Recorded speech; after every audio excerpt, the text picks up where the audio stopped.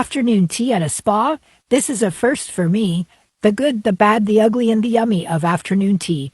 Woodstock, Ontario edition. We had afternoon tea for two this weekend at Terra Nordic Spa and Cafe, north of Woodstock and just south of Tavistock, Ontario. Stick around to the end and I'll give you my star rating.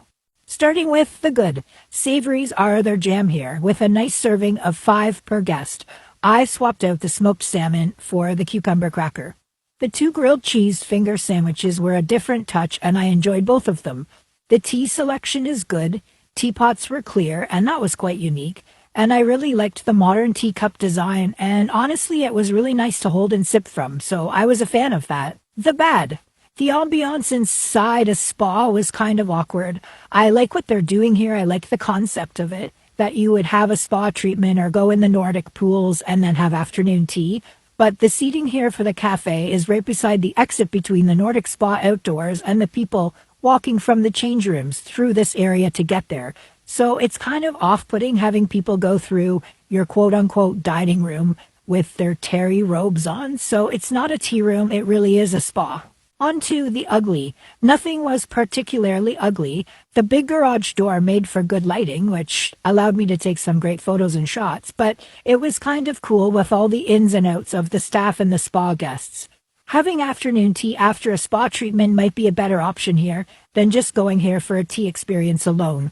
So those were the bad things, and those were the ugly things. Moving on to something more positive. Yummy. The best bite here was the savory dill and cheese scone. It was very tasty and I loved the consistency.